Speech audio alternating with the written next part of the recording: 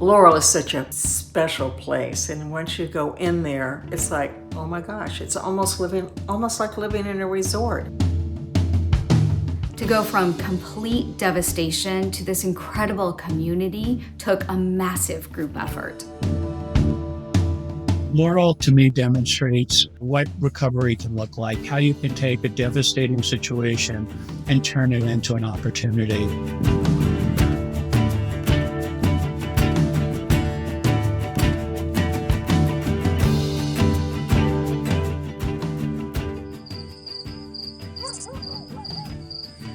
Well, October 8th, I went to sleep. It was fine. Everything was good. The wind was blowing very hard that night. And as I was dozing off, my neighbor, Pamela, was beating on the outside wall of the trailer because she knew where my bedroom was, and woke me up there and was yelling, "The place is on fire, get out, get out." And my dog was barking, and I looked around the house to see what was going on. The winds were just shaking the whole unit. And I looked at the back of my bedroom wall, it was orange. I grabbed the dogs, went out to the car quickly, checked around to see if there was any fire immediately, and there wasn't any really, really close, but the rest of the mobile home park was on fire. I got the dogs into the car, backed out, and had to drive towards the fire in order to get out. And all of us trying to get out of that night was fierce. I saw people whose pajamas were falling down. I saw people crying all the way down the driveway, just shrieking.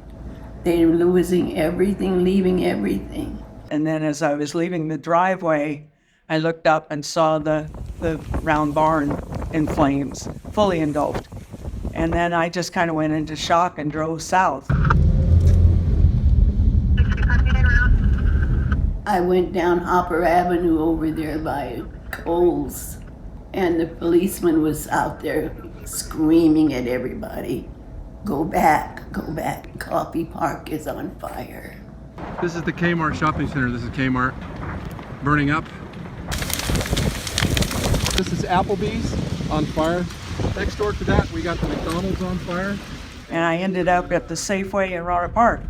All of the people were walking around in their night clothes with their dogs and their children, and in the parking lot, just everybody was dazed, but they'd come from all around to be there because it was a safe place to be. It was a horrible, horrible night.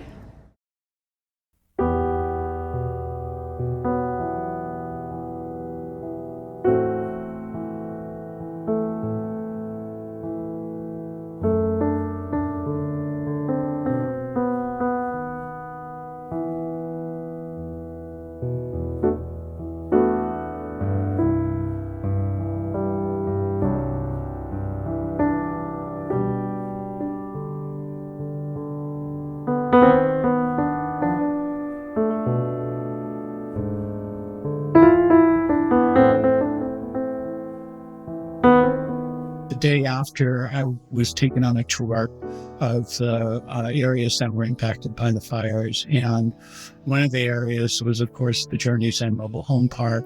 And what we saw was so shocking. It was complete destruction. And it was devastating. It's you can't describe the ashes and the debris and everything that was and was no more. And seeing it at this site, at Journey's End, just frankly brought tears to my eyes as I was imagining the people's lives, how they had been disrupted and destroyed. I lived there for 14 years. I had a swing out back on the tree, vegetable garden, flowers. I owned the home. I lost a lot, yeah. Of the 162 mobile homes, all but 44 of them were completely lost in the fire, but 44 of them remained. Mine was still standing, but the smoke damage was horrendous. It was condemned, red tagged. Luckily, I've got a daughter who lives in Royal Park, and I got her back bedroom. So that was for a little while, but then I felt like I was encroaching upon her. I had family, so I had a little bit of security. After the fire, I moved in with my son, Kevin. I was in shock for a very long time, and I know that my neighbors were, and that really bothered me because there were a lot of very fragile, both physically and mentally, people in this park. And I felt very strongly at that point that we needed to play a role in regards to rehousing people who had been, who lost their homes in the fire. Almost immediately, I think it was the day after the fire happened, it was still active, was when Larry connected with Ramsey, the owner of the site, and it wasn't but a few days later that we got involved. One of the things we first found out was that there was no textbook for what happens in a situation like this. That unfortunately, folks who are going through wildfires learn on the fly how to respond. And in a lot of ways, we sort of wrote the book here in terms of the Journeys and mobile home park redevelopment. I was president of the homeowners group, and people were calling me, wondering what we're gonna do. And I ended up working really, really closely with so many of the Journeys Inn residents. What resources were there, how to claim insurance, trying to find just places for them to stay. And so that was the first step in the process, to meet individually with every single one of the folks there who had been displaced. So we had some partners. There was a Buddhist nonprofit called Tzu Chi that was here volunteering and assisting fire victims. They helped move people from different hotels, and they were just a good means of comfort and support. We also compensated the individuals who lost their trailers, many of whom had insurance, and so we made up a difference. For those that didn't have insurance, we were able to make a lump sum payment to them in order to make them close to whole for what they had lost in the fires, and then to follow through to make sure that people were able to had another place to land. We actually put over 30 families into Burbank Housing. I had applied to all of their Burbank housing possibilities, and they sent me a letter saying I could get a place in Healdsburg. So I've been there for the last 5 years. The family that owns Journeys Inn, in particular, their lead person on this, Ramsey Shueto, this project could not have happened without their support. They were absolutely committed from the beginning to make sure that the residents there were taken care of.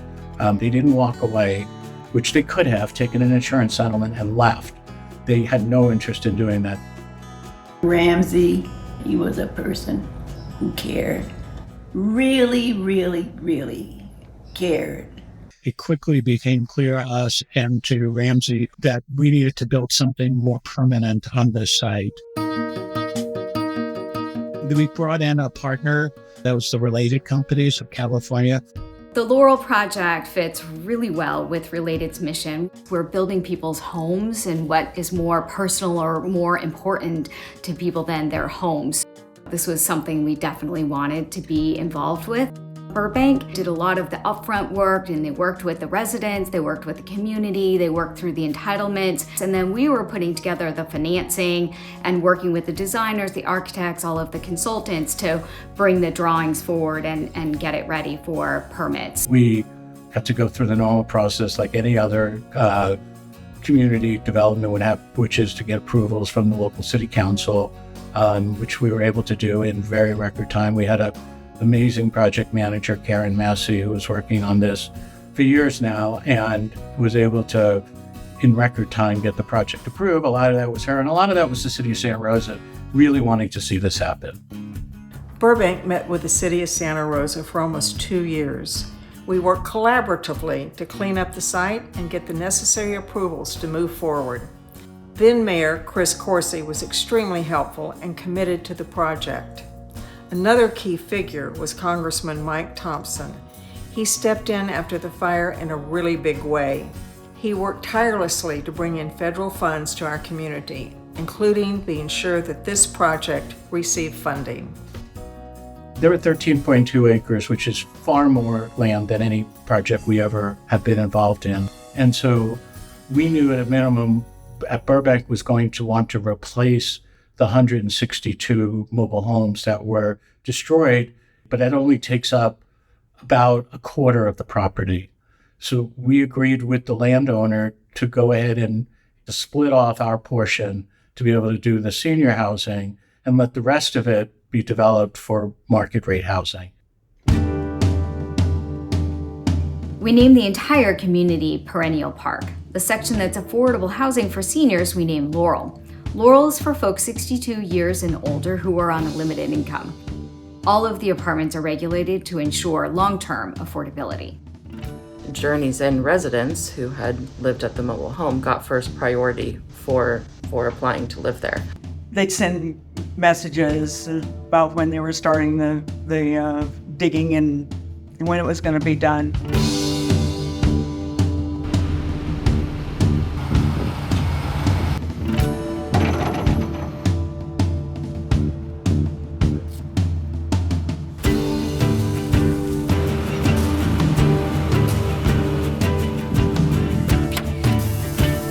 And I would always say, it's gonna take a while. Look at that mess over there.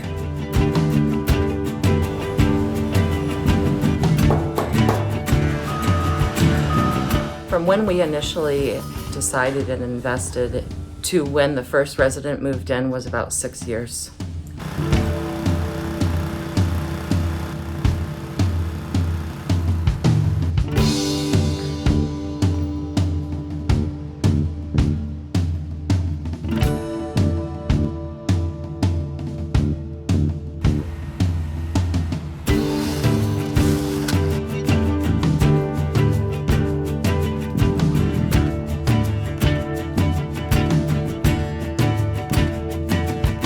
Welcome, everybody, to the grand opening of what was formerly known as Journey's Inn and now Laurel.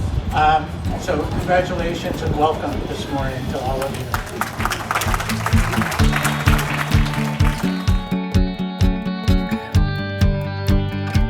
you. Makes Laurel special in my mind. First is being able to welcome the people back who were devastated by the fires. Surrealistic, I guess, is the best way to put it. It does. I feel like I'm home. This is wonderful, spacious. It's open. I love the openness. As you enter the building, it's this huge entryway with a grand piano. And you get upstairs and it's like a luxury hotel. You walk down the halls and go to your room and you've got a room.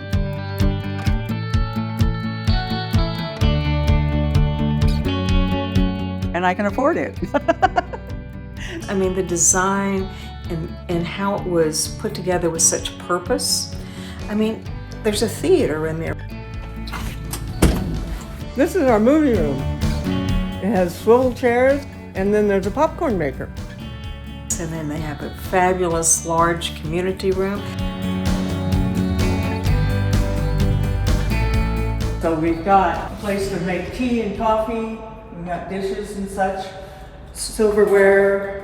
All we need to if we want to cook a cake or something, we've got everything. This is the laundry room. And then around the corner here is our lounge. So while we're doing our laundry, you can come in here and relax. And on every floor, there's different meeting areas where you can go play cards with your neighbors, or you can sit and read a book. Just a lot of opportunities to help people socialize with one another. We do get together and gossip and that sort of thing. And we've got a little garden that Burbank provided some plants for us and we planted those. So those have to be taken care of. And the animals get to know each other. We all know everybody's dog's name.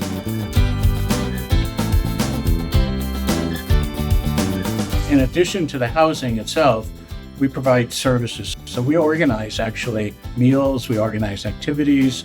Those are no charge, those are just included in your rent. We partner with various health centers that provide just exercise classes or mobility classes. In this first workshop today, we're going to talk about why it's particularly important for seniors to prepare for disasters and how to make a plan that works for you, especially because Another thing that makes Laurel really special, the location is prime for many of our seniors. This is a great spot for the senior type facility because of its proximity towards services, in particular Kaiser. I've got Trader Joe's across the freeway and Safeway and Lucky and the hardware store, and I don't even need to touch my car. And the hospital next door. Very important to me. I wanted to get back close to it so I didn't have to worry about what to do in case of emergency.